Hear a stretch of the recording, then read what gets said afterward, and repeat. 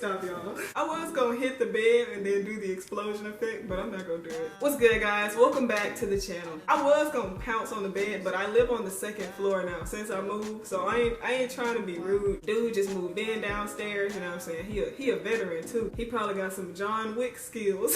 We don't want to upset him. Oh yeah, and I got this body mic right here, guys. I didn't want to use it because I'm gonna have to sync the audio and I ain't feel like doing that, but it just looks nice. So let's just roll with it, okay? Aesthetics 101. Okay, y'all. It's the train in the background for me. Honestly, it's the train. I just want to be in the video so bad. Honestly, I'm really just done with 2020. It's funny, people will find any excuse to blame it on 2020. Today's December 31st at the time I'm recording this, but y'all probably gonna see it in the new year. So I just want to go ahead and tell you guys Happy New Year. How to design your life for the new year. In this case, for 2021. I ain't no New Year's guru, but you do it wrong enough times. You figure out the right way eventually. So real quick, today's post notification shout out goes to Naham Burhay, I believe is how it's pronounced. I'm not sure. Hopefully I didn't just massacre their name, but squad, make sure you guys have on post notifications to beat everybody to the next video. All you gotta do is leave a like and a comment letting me know you're there. Comment within 5 minutes of the next video and you could be shouted out. So you clicked because you want to design your life for 2021. Well, look no further. That's so cringy. I sound like I'm trying to sell insurance. But on a serious note, y'all, 2020 has not been the best year for really any of us, you know what I'm saying? But in spite of that, it's gonna help us make 2021 and beyond like much better because we are about to design our lives. So this video is going to be broken down in 4 different steps. So step 1 is to look at the previous year, the year that just passed, and reflect. Basically just look at the pros and cons of the year, like wins and losses, right? Step 2 is to set some goals for the new year. I say maybe like 2 or 3 so you can really focus in on them. Step 3 is to look at your actions and see what it is that you need to do or stop doing to get those specific goals accomplished. Step 4 is to make a plan and design your daily and weekly activities. It's all about the small wins. Every single day is what's going to get us to those big goals as we set the routine and as we follow it consistently, break it down and take it one day at a time. So now that we got the 4 steps explained, let's talk about step 1. Once again, step 1 is to reflect on the previous year. Yes,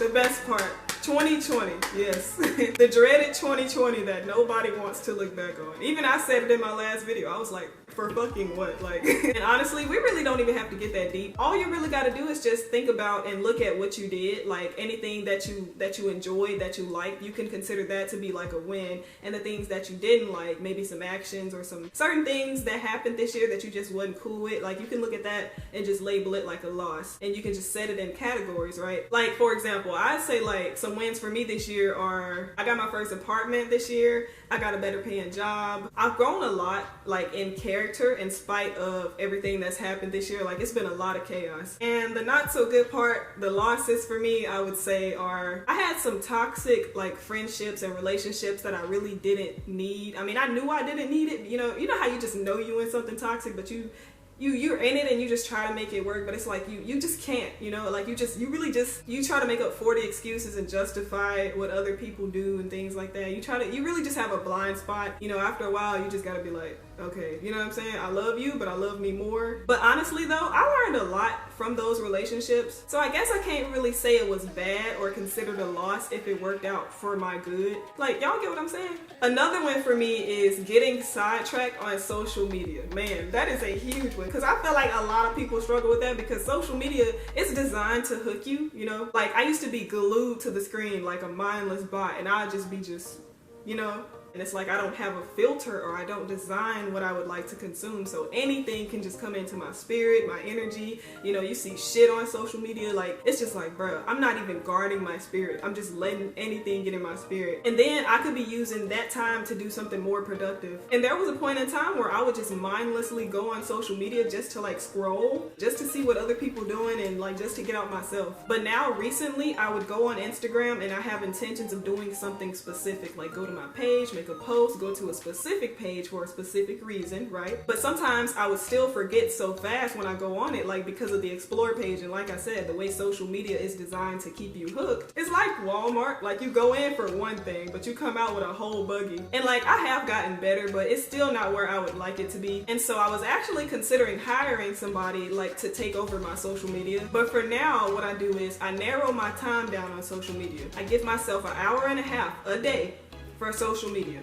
period. So if I want to do promo or make a post or anything like that in that time, that's it, you know what I'm saying? No excuses, only adjustments. Now the whole point of this is to make sure it's serving you to get to your goal. Make sure you're conscious and you're aware of things that you're doing every day, so that way you can be like, okay, is this helping me to get to my goal? Is this helping me to get to where it is I want to get? Now with that being said, rest is essential. Rest is a must. Rest, balance, taking a break, rewarding yourself, going to get you a nice little garment for like $5-10, watching a movie. That stuff is completely, you have to balance, okay? I'm not saying just focus on that 100%, don't, you know what I'm saying? I'm just saying, but make sure when you do work, you're actually working. Make sure you separate it, okay? Make sure when you have your free time, you have that set on your schedule and you have your work time set on your schedule. So that way you don't mix nothing together. You don't be like multitasking. Like, it's very inefficient to do that. But yeah, like I said, make sure the things that you do as far as your work goes, headed towards that goal,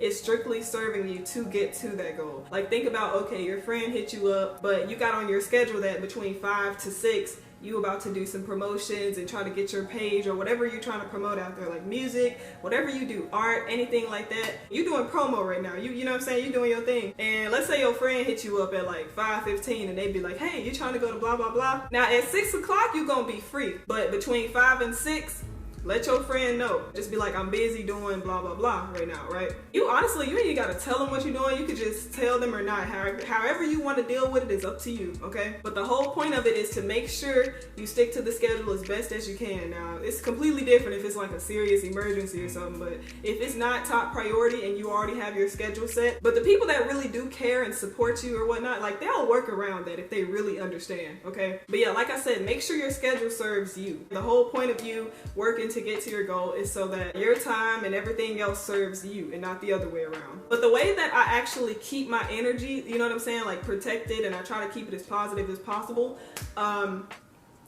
I don't follow a lot of Instagram accounts. I follow 100 as of right now. On my last video, I think I said I follow 99, but I follow 100. Half of those accounts are actually filtered because I don't even want to see all of those posts. Most of the pages that I follow are motivational, inspirational, they're relatable, they're helping with like mental health, like pages like that, you know? And the others are just like friends, family, loved ones, all that good stuff. But I also muted some of their stuff too, and it's not personal, it's just because I know what I need to do. If I see it, I see it, but I'm not looking for it. Like, I'm not getting on there like doing this, you know what I'm saying? I've actually mastered the art of not scrolling, because that's what I used to do, because I noticed how draining that used to be. Like, I would be sitting in my room and I would just be feeling drained, and then I would feel triggered. I'd feel like a negative emotion, probably from seeing something negative on social media or feeling negatively or having like a belief about something, like, and I would really start paying attention to that, and I was like, wait a minute, like, I just need a little shift, you know what I'm saying? So I just needed to change a couple of things. So when I made my new Instagram, I was like, I'm not gonna follow everybody. Like, why? For what? I'm not gonna be looking at all this. Like, I'm good. So yeah, just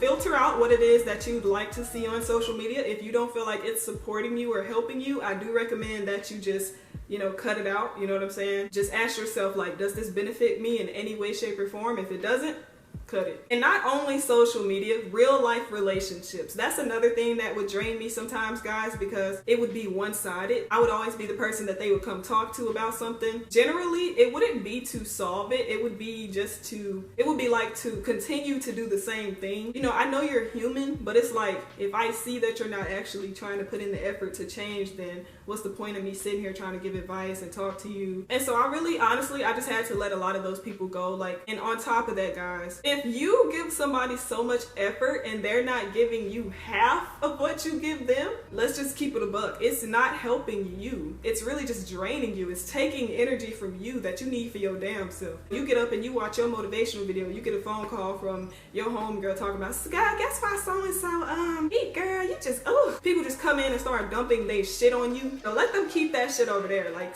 do you first thing in the morning. I say the most important time is when you first get up. That is when your day is decided, because when you first get up, you need to pay attention to your energy. Don't go straight to social media. Do not go straight to social media.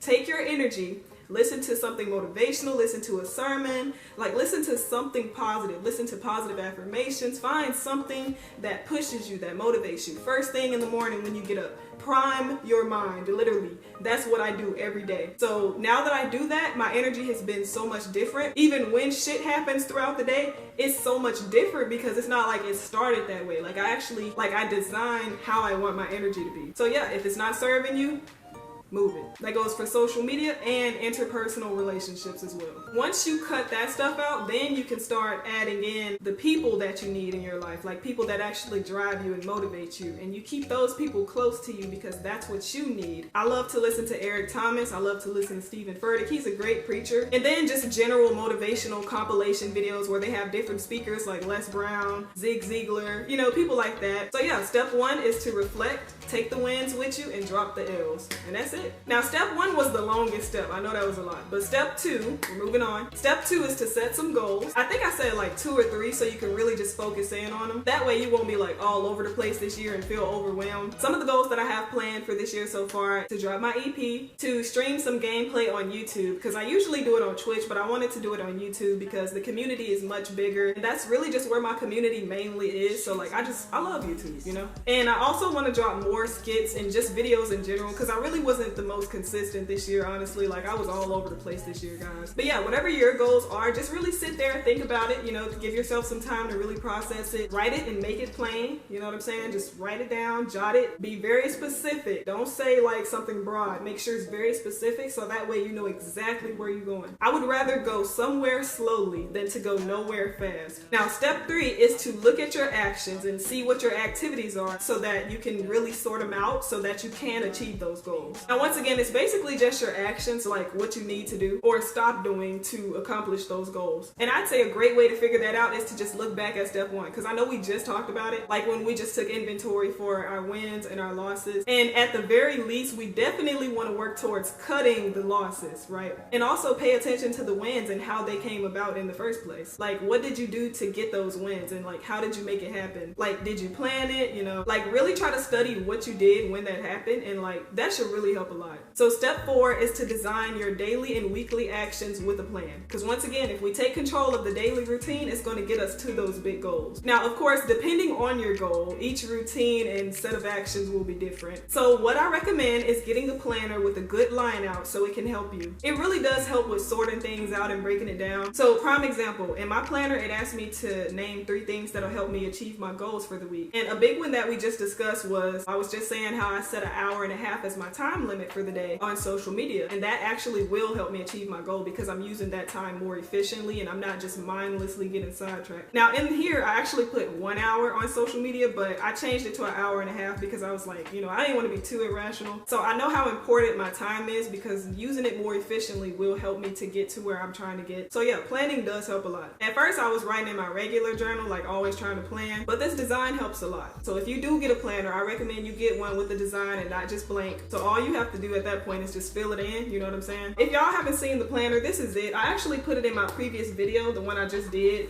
the giveaway video I just did. So yeah, this is the planner pretty much. It got a couple of these dividers and stuff in different sections, but yeah, it's pretty much the same thing all the way across. It just talks about each week. I just go into the next week and I fill it in once a week. I just started, obviously, but yeah, every day I just I open this up and I look at it, I review it, and then I say, okay, I knocked this down, what's next? You know, and then I just go to the next thing. And I have due dates. Each date is just set by priority. So yeah, that's pretty much it. Just get you a planner. I got this one from Walmart for like 12 bucks, if I didn't say that already. It is some cheaper, but like I said, if you want one with a design, just go ahead and spend that extra couple dollars because it's worth it. Now, with all that being said, y'all, keep in mind that nobody's perfect. The plan is just going to keep you on track. Even when you fall off a little, it's okay. You know what I'm saying? You're good. We're good. Just dust yourself off and get back in there, soldier. We are not robots. Like, expect to fall short sometimes. You know, like, don't go into this with a perfectionist mindset. None of these people that we aspire to be like I have to understand that these people aren't perfect either. They fall short too. Change takes time, okay? Let me say that again. Change takes time. Just take it one day at a time and piece by piece. Share this with someone you feel like could use this advice right now on how to design their life for the new year, in this case 2021. Also, make sure to leave a like, comment, and subscribe, and hit the notification bell so you never miss a video. please. Thank y'all for watching, man. I wish you the best for 2021, and I'm celebrating your success in advance. I'll see you in the next video. I'm out.